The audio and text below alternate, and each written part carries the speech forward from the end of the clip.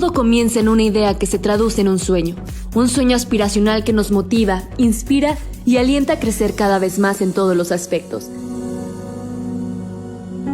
La UNLA a través de los años le ha brindado la posibilidad a diversas generaciones de encontrar no solo el éxito, sino el desarrollo personal y profesional a miles de jóvenes que han pisado los pasillos de este. Alcanzar logros más allá de lo académico, deportivo o cultural nutre nuestro espíritu competitivo y nos preparan para una sociedad globalizada que año con año cambia perspectivas, paradigmas y circunstancias.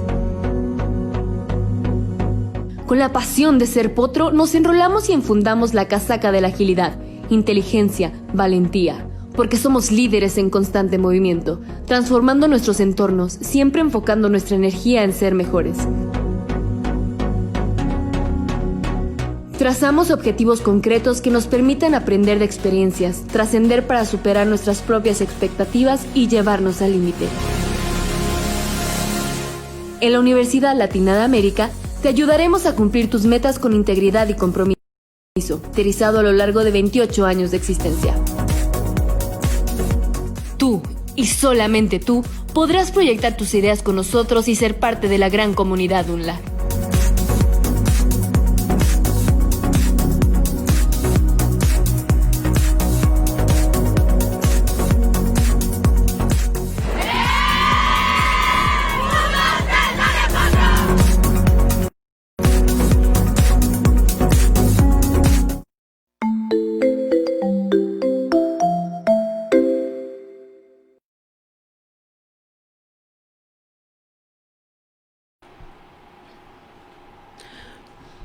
Buenas tardes, bienvenidos todos a esta sesión. Gracias por estar con nosotros. Mi nombre es Lucrecia Huerta González y actualmente soy la directora de la licenciatura en Ingeniería Civil de nuestra Universidad Latina de América. Gracias por acompañarnos. Bueno, esta tarde daremos una breve introducción, una charla sobre un tema que a mí en lo personal me apasiona mucho y voy a tratar de compartir algunas de las inquietudes que me ha despertado este tema en mi vida profesional. He titulado la charla Evaluación contingente, un adelanto del futuro en tiempos del coronavirus. Bueno, esta tarde vamos a dar un paseo por algunos temas que espero sean de su interés. Vamos a comenzar por una breve introducción a lo que es la evaluación, los conceptos de precio y valor. También vamos a conocer qué es lo que podemos evaluar, obviamente a dar una introducción más detallada a lo que es la evaluación contingente, su historia, el proceso para desarrollar estudios de evaluación contingente y finalmente tendremos comentarios en general de este tema. Bueno, vamos a iniciar. La evaluación, de acuerdo a la definición de la Real Academia de la Lengua Española, dice que es la acción o efecto de evaluar. Si nos vamos a otra fuente, como es Wikipedia, que es una fuente colaborativa y que la quise enfocar precisamente esta definición de finanzas, dice que la evaluación o valoración, como la llaman los españoles, de activos es el proceso de estimar el valor de un activo, por ejemplo, acciones, opciones, empresas o activos intangibles. Estos activos pueden ser patentes y marcas registradas o bien establecer el valor de un pasivo, como son los títulos de deuda de una compañía. El proceso de evaluación es muy importante en estas situaciones, incluyendo los análisis de inversión y presupuestos de capital. Esa es la definición de Wikipedia. Vamos a ver ahora una introducción a lo que es y la diferencia entre el precio y el valor. El valor de un servicio, de un satisfactor, de cualquier bien del mercado, está integrado por varios elementos. Principalmente, aquí mencionamos algunos, como la oferta y la demanda, que es lo que regula la mayoría de los mercados. También tenemos el valor de cambio. Por ahí de nuestras clases de economía política recordamos que el valor de cambio es el valor que tiene un satisfactor dependiendo de la cantidad de trabajo que se invierte en su producción. Entonces eso es lo que le da el valor de cambio. Tenemos además otras cosas que adicionan también valor, como son los elementos tangibles, que es todo aquello que se empleó para la producción, o para su proceso, y los elementos intangibles, que no son elementos que podemos observar, tocar o tener a la mano, pero que sin embargo sí agregan un valor muy importante. La característica de todos estos elementos es que se traducen en dinero, y el dinero pues es el elemento de cambio que usamos generalmente para negociar, para hacer transacciones y para conseguir estos satisfactores que requerimos, no solamente objetos, sino también bienes y servicios de otra índole. Entonces, esta sería una definición. ¿Cuál es la diferencia o dónde pesa más? Por eso tenemos ahí como una balanza, el valor o el precio. El precio lo podemos integrar con los elementos de valor que dijimos antes, a lo mejor tener en cuenta las utilidades, lo que me va a refrendar a mí una ventaja en la venta. Sin embargo, hay una parte importante que es la apreciación que tenemos por determinados objetos en determinado momento o en determinadas circunstancias. En la gráfica del lado izquierdo vemos 3 circunstancias que pueden influir grandemente en el valor de los bienes y servicios. Ahí la barra de la izquierda primera dice antes de conseguir las cosas, luego en medio cuándo las tenemos y al final cuándo las perdemos. Entonces aquí tiene que ver algo también con la necesidad, lo que les decía hace un momento, las circunstancias, el momento y cuándo se van a conseguir esos bienes o servicios en el mercado. Bueno, ¿quién es o quién se encarga de evaluar? Obviamente hay toda una legislación al respecto, no solamente en nuestro país, a nivel mundial también. Los servicios de evaluación los proporcionan generalmente los evaluadores y las unidades de evaluación, que son agrupaciones adscritas a diferentes dependencias, a los bancos, a entidades federativas o a diferentes personas que proporcionan este servicio a la sociedad. La Sociedad Hipotecaria Federal se encarga de regir y supervisar lo que respecta a la evaluación de la propiedad privada. El INDABIN, que es el Instituto Nacional de Adquisiciones y Arrendamientos de Bienes Nacionales, se encarga de los avalúos de lo que tiene que ver con los bienes de la nación, por ejemplo, los edificios gubernamentales, los terrenos que se van a conseguir o se expropian para las obras de infraestructura, los inmuebles que sin ser directamente administrados por el Estado también le pertenecen, como son los templos u otros espacios. Todo eso se encarga el INDABIN. A nivel internacional existe el International Valuation Standards Council, que es el encargado de regular estas cuestiones de evaluación y homologar también las diferentes normativas en cada país. Entonces, en términos generales, pues ese es el contexto, el marco legal en el que se desenvuelve la evaluación y bajo el cual trabajan los evaluadores. Aquí viene una pregunta interesante para comenzar a tomar ya parte del tema que nos ocupa. ¿Qué podemos evaluar? Esta pregunta pues está así hecha de manera muy abierta y la respuesta, si la diéramos con una palabra, podríamos decir que es todo. Sin embargo, tenemos la imagen del evaluador, está más asociada en nuestro país y en otros lugares, principalmente a la evaluación de bienes inmuebles, donde tenemos la evaluación de terrenos y la evaluación de construcciones. Y para su determinación de su valor, pues intervienen cosas como la ubicación, la infraestructura urbana que cuenten, los servicios con los que cuenten esa zona. En el caso de las construcciones, obviamente la calidad de un buen proyecto arquitectónico, la construcción, los acabados, el equipamiento que pueda tener esa construcción. Con estos elementos pues se hace una metodología y determinamos el valor.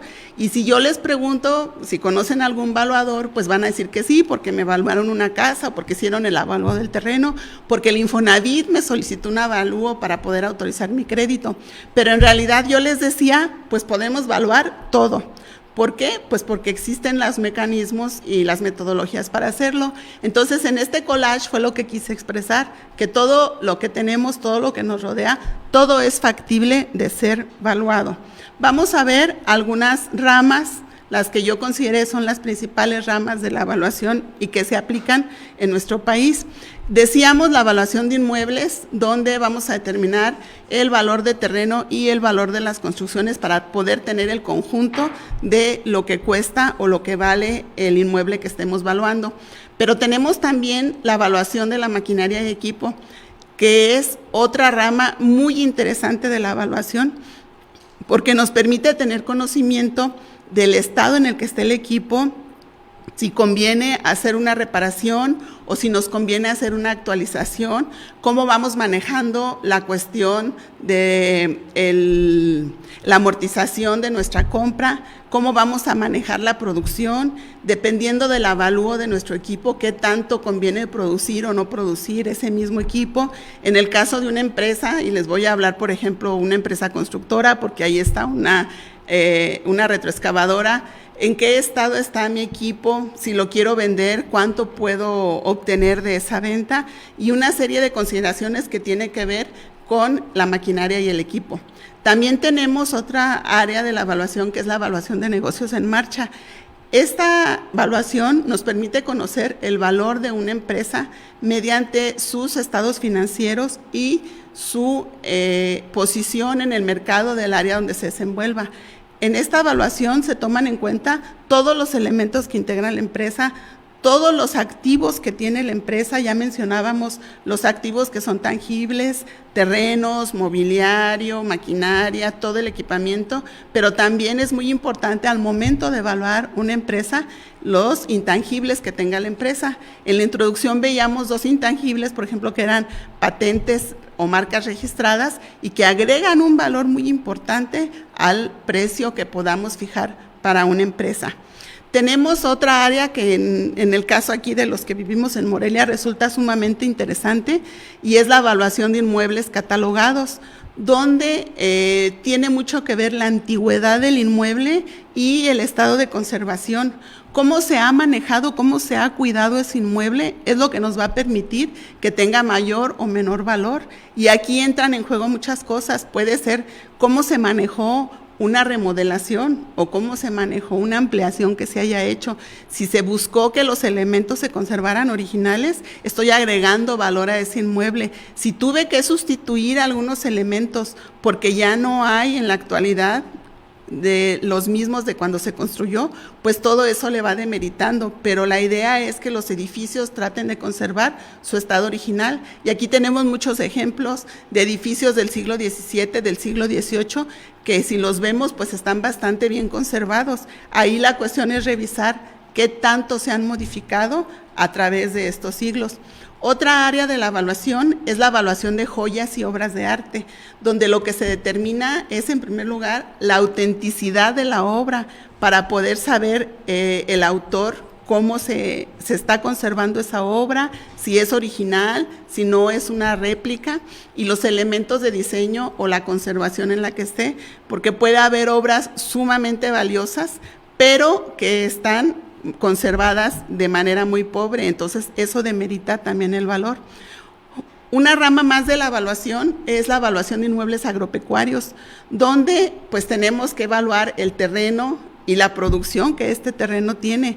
Entonces vamos a ver las características, el equipamiento que pueda tener el terreno, las prestaciones en cuanto a suministros de agua, en cuanto a suministro de un rápido acceso a las vías de comunicación, y al final lo que vamos a conseguir con toda una metodología que tenemos establecida, pues es el valor unitario de la planta. Por ejemplo, si yo tuviera que evaluar una huerta de aguacates, pues mi conclusión final yo tendría que decir, esta huerta con estas características, cada planta en esta huerta vale, no sé, 30,000 pesos. Y eso es el objetivo de un avalúo de un inmueble agropecuario.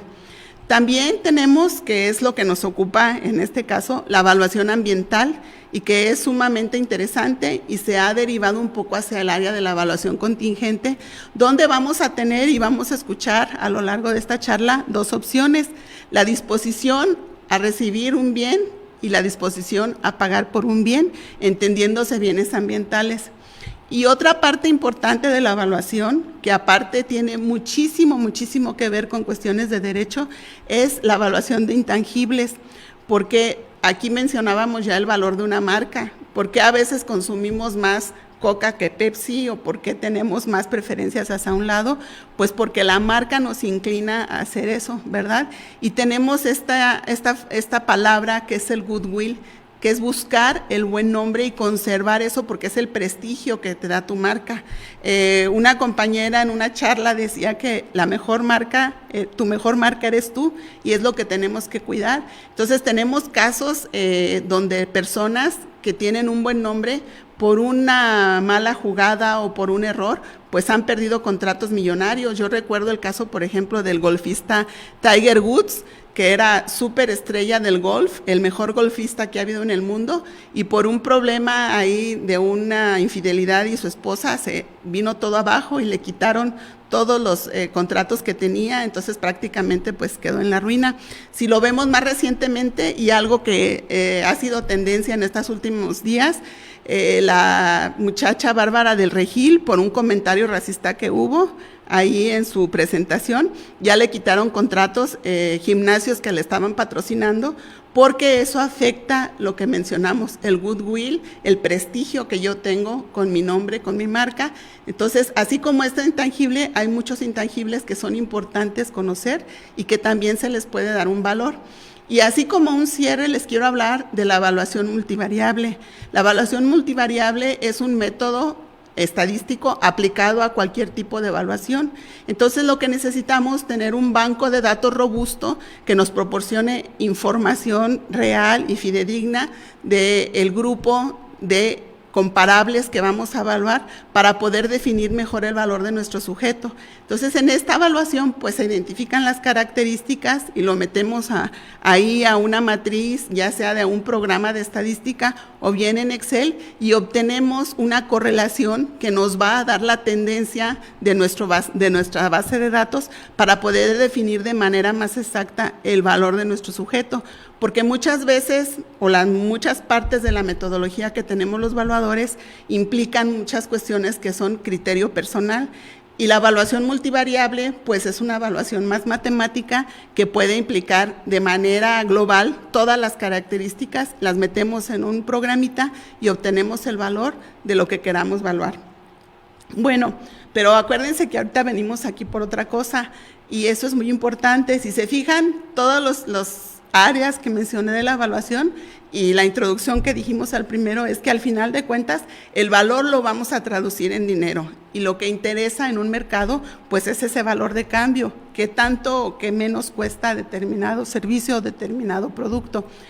¿Cómo podemos evaluar lo que no se puede expresar en dinero? Eso es donde entra la evaluación contingente. Y aquí quiero también hacer una pequeña pausa para comentarles de la importancia que tiene el cuidado ambiental en las últimas décadas. Todos sabemos los problemas que hay, todos sabemos del peligro del aumento de la capa de ozono, el desprendimiento que hay de hielos en las zonas árticas. Entonces, aquí la evaluación contingente puede ser un gran aliado para tratar de prevenir, y vamos a ver algunas aplicaciones posteriormente. Entonces, esa es la parte a mí que me apasiona mucho, que les quiero compartir de este tema. Bueno, regularmente, como decíamos, todos los mercados los traducimos en dinero. Entonces, un proyecto o un proceso es rentable que si al momento de comparar los beneficios de esta acción, suman los beneficios más que los costos. O sea, yo voy a hacer un análisis de todo lo que me cuesta hacer un proyecto, una acción, un producto, lo que sea, y voy a ver qué beneficios me va a otorgar. Y si la suma de los beneficios es mayor que de los costos, pues ese proyecto es rentable. Dentro de los ámbitos y dentro de los cánones de la economía que manejamos regularmente. Sin embargo, este tipo de análisis no funciona si no tenemos valores monetarios, es decir, cosas a las que no les podemos asignar un valor en dinero. Entonces, este es el caso de los bienes y servicios ambientales, porque estos bienes no son comprados ni vendidos en un mercado común, y la información también de costos y ventas de este tipo de bienes pues no está disponible, ¿verdad? Yo no voy a ir a preguntar cuánto me cuesta ir a caminar en el bosque y respirar tranquilo, respirar olor a pino y demás, porque no me lo van a decir, o no me van a decir, ¿sabes qué? Te cuesta más caminar en un bosque, no sé, en la selva negra de Alemania que en México. Entonces, este tipo de información no la encontramos en los mercados comunes, y esto es lo que hace muy interesante la evaluación contingente. Bueno, de acuerdo a Pere Riera, en su manual de evaluación contingente, Pere Riera es un académico de la Universidad Autónoma de Cataluña que ha escrito y ha hecho muchos trabajos de esto. Él dice que el método de evaluación contingente es una técnica de muestreo para abordar problemas de asignación de recursos mediante el uso de encuestas. Esa es la definición que podemos encontrar. Y además, Richard Carson, que es un catedrático de la Universidad de California, dice que las técnicas para evaluar bienes sin mercado se basan en la preferencia observada hacia un bien de mercado con una conexión o un interés especial. El enfoque de esa preferencia establecida es lo que llamamos evaluación contingente, sobre todo cuando se trata de bienes ambientales. ¿Qué quiere decir esto? Que la evaluación tiene que ver con lo que a mí me interesa, con lo que a mí me gusta. Esta evaluación contingente, por ejemplo, qué tanto me interesa que se conserve el jaguar en la selva de Chiapas, o qué tanto quiero yo seguir viendo orquídeas endémicas en los bosques de Michoacán, o seguir disfrutando los ríos que tenemos en diferentes partes del mundo. Eso es a lo que se refiere la evaluación contingente. Debe estar una preferencia observada hacia un bien, y ese es lo que se llama evaluación contingente. Bueno, vamos a ver una breve historia de la evaluación contingente, aunque ha habido muchos más eventos, pero aquí traté de resumir un poco basándome en uno de los libros de la bibliografía, qué es lo que ha pasado con la evaluación contingente.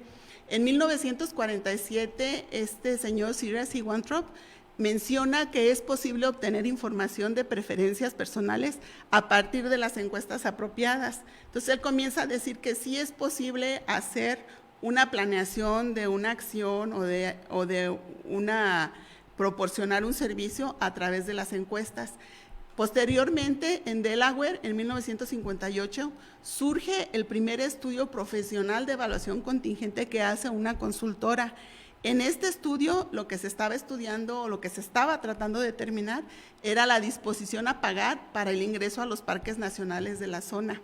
Luego, en 1963, Davis presenta su tesis doctoral para ver qué tanto están dispuestos los usuarios de los servicios de los parques de Maine Woods, cuánto necesitan, cuánto quieren pagar para seguir usando estos parques.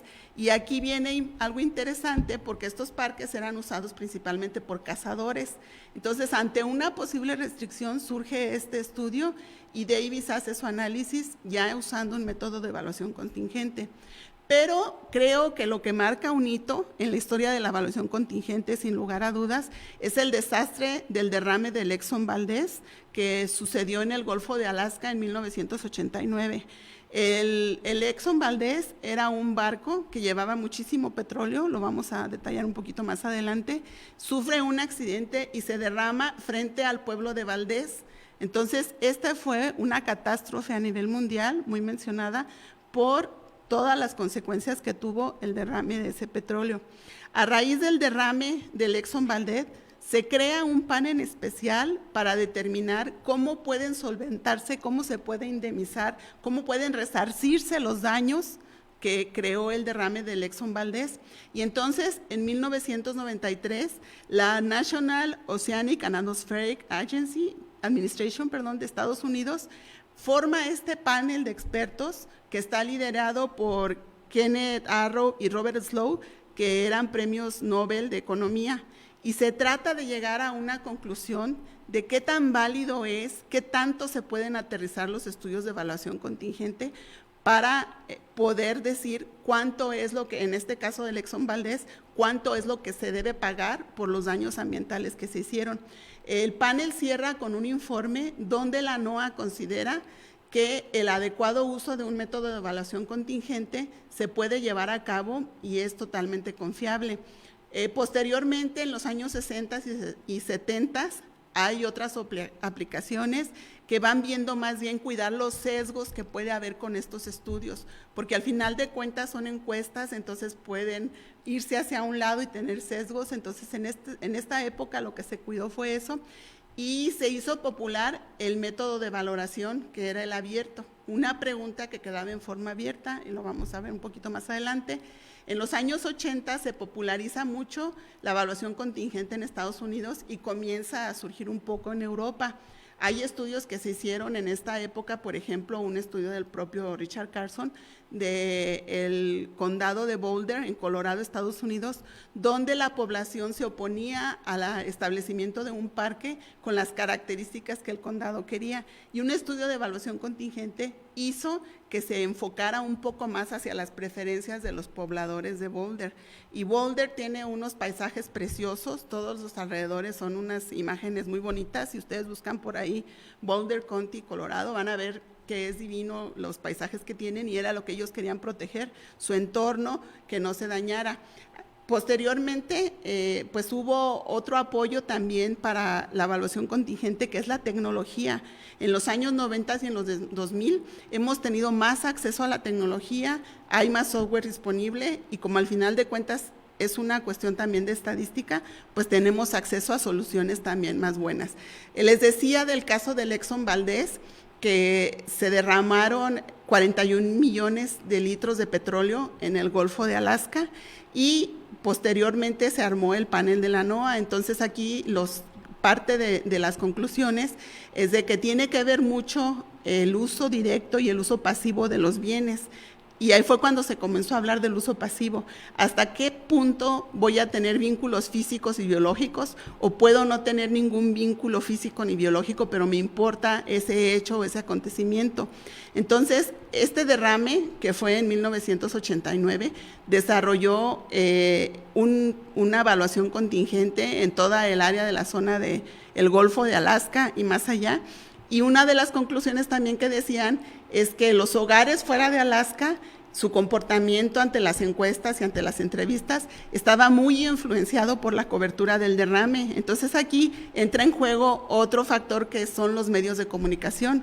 Cómo se maneja esta noticia, cómo a veces se espanta o cómo se exagera. Bueno, yo creo que aquí no era exagerar, porque vean los pobres animales cómo estaban ahí, que no podían moverse por el petróleo, pero sí tiene que ver, y eso se debe pensar al momento de diseñar el estudio de evaluación contingente también, la parte de la comunicación. Bueno, la conclusión que decíamos llegó el panel de la NOAA en el 93 fue que los estudios empleando un método de evaluación contingente pueden producir estimaciones confiables como para ser el punto de partida para una determinación judicial o administrativa de los daños a los recursos naturales, incluyendo la pérdida de uso pasivo. Entonces, por primera vez hay una institución, en este caso en Estados Unidos, reconocida, que dice que sí admite un método, un estudio de evaluación contingente para establecer responsabilidades judiciales o administrativas y que se puedan reparar los daños, sobre todo tratándose de recursos naturales. Bueno, a raíz de esto del Exxon Valdez, pues comenzaron a hacerse muchos estudios, y Carson propone un proceso para desarrollar la evaluación contingente, sobre todo para cuestiones de acciones gubernamentales, como era el caso del Exxon Valdez, que había que tomar alguna decisión.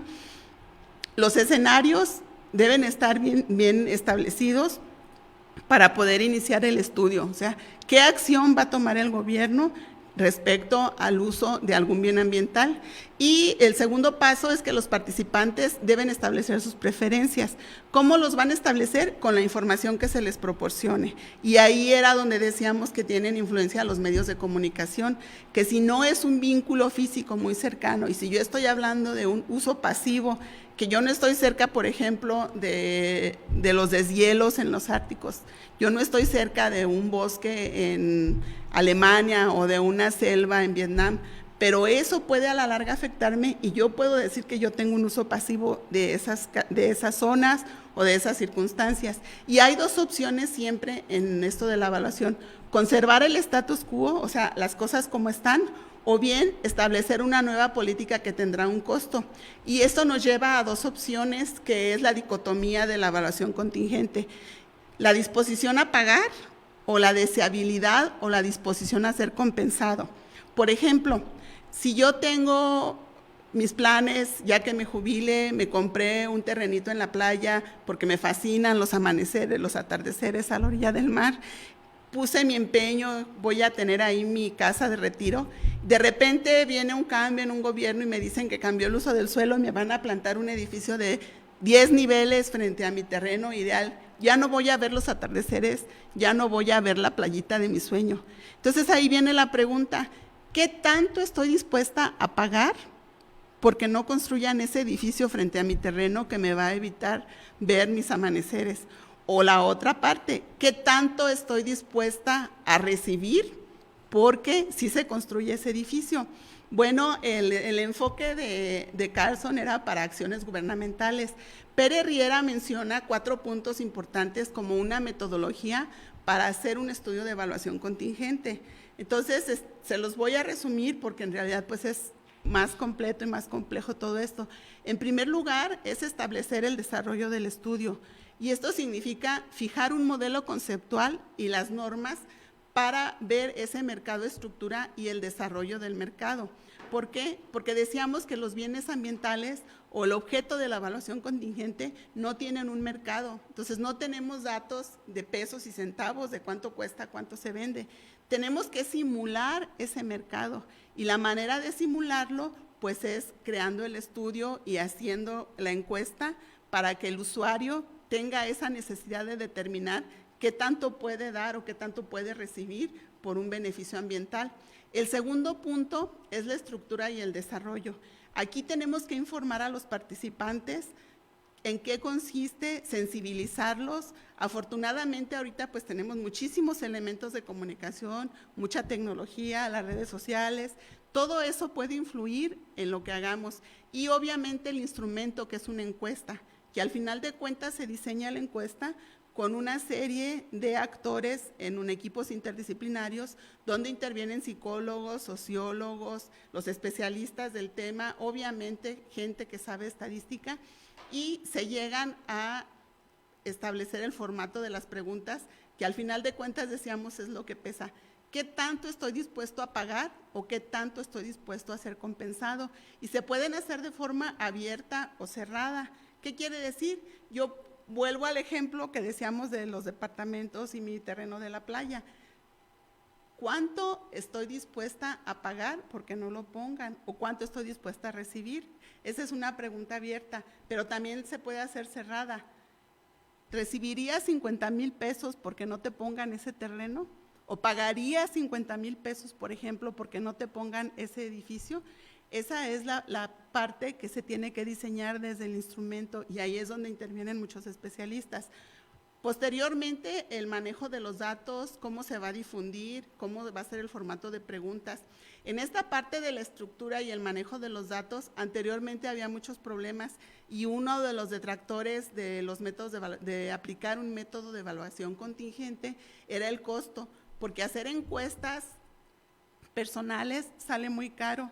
Entonces, un método muy empleado era hacerlas por correo o ya posteriormente vía telefónica, pero no tiene el mismo impacto que una encuesta de 1 a 1, cara a cara.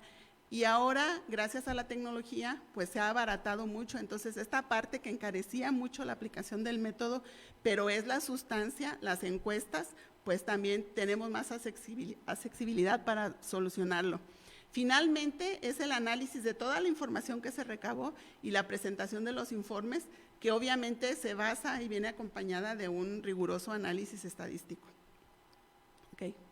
Bueno, algunas de las aplicaciones voy a mencionar en términos muy generales que se ha visto con lo que se ha avanzado y se han realizado estudios de evaluación contingente en diferentes partes del mundo, pues pueden ser el incremento en la calidad del agua y del aire, porque se están cuidando más los mantos de agua, se está cuidando más el recargo de los mantos freáticos mediante acciones que van encaminadas a solucionar problemas de contaminación. Entonces podemos tener un incremento tangible en la calidad del agua y en la calidad del aire. También podemos tener acceso más grande a servicios ambientales, lo que les decía, a disfrutar más parques, playas, que se protejan con estudios de evaluación contingente.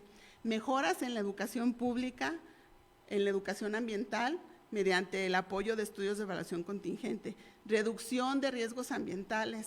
Ha habido muchos casos donde, como el Exxon Valdez, se tienen catástrofes que pueden haberse prevenido si se busca acotar más el establecimiento de empresas que pudieran ser potencialmente peligrosas, mayor movilidad, esto es muy importante ahora que queremos invertir todos la pirámide de movilidad. En Barcelona se hizo un estudio sobre un periférico, ellos llaman un anillo, un cinturón, cuando se estaba preparando Barcelona para los Juegos Olímpicos del 92.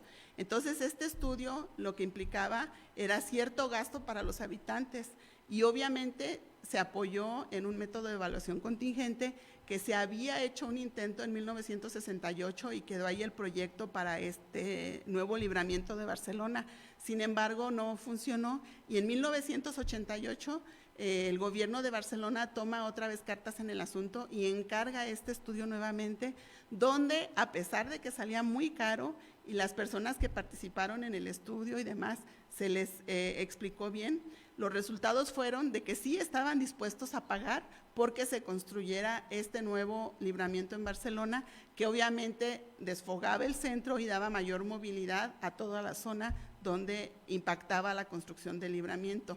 Otra aplicación y que considero sobre todo ahorita que es muy importante es el incremento en la credibilidad gubernamental, porque imagínense que las decisiones sean tomadas con estudios serios de evaluación contingente, apoyados en un análisis estadístico también serio, y entonces la información que tengamos pues va a ser más definida de las preferencias que tenga la gente. Si un gobierno toma decisiones con base en estos estudios, pues seguro su credibilidad va a aumentar y como consecuencia, pues también tendremos transparencia y los ciudadanos mayor acceso a la información, porque vamos a participar incluso, a lo mejor somos sujetos de que nos entrevisten y de que opinemos cómo va a manejarse ese estudio. Entonces, estas son unas ventajas y aplicaciones de la evaluación contingente. Puede haber muchísimas más. Bueno, vamos a ir cerrando. Entonces, aquí en comentarios finales les quiero decir que hay un debate muy fuerte del uso de la evaluación contingente porque los bienes ambientales, las decisiones que se toman en torno a los bienes ambientales involucran grandes sumas de dinero. O sea, imagínense cuánto cuesta el establecimiento de las huertas de aguacate en Michoacán. Eso tiene que ver con el deterioro ambiental. Pero ¿cuánto dinero no se obtiene del producto del aguacate? ¿Cuántos más casos hay como el aguacate? Estábamos hace poco de que no compráramos Nutella, porque el hecho de plantar la palma de donde se produce la nuez de la Nutella también causa grandes deterioros. Entonces sí hay un debate muy fuerte por las cuestiones económicas y esto pues incluye el uso pasivo. A lo mejor yo no tengo nada que ver con los lugares en Asia donde se produce la nuez de la Nutella, pero me importa porque se está quedando sin árboles cierta zona, que es lo que estamos viviendo aquí en Michoacán con la proliferación de huertas de aguacate. También los economistas están con una desconfianza y son detractores del método, porque no lo sienten tan científico. Entonces sí hay un debate en torno a la evaluación contingente.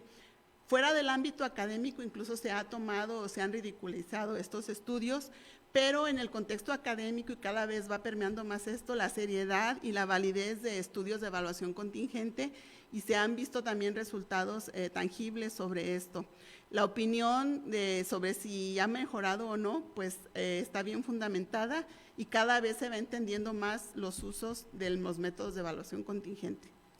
Bueno, quiero compartir un video antes del comentario ya de cierre para hacer una reflexión final con ustedes.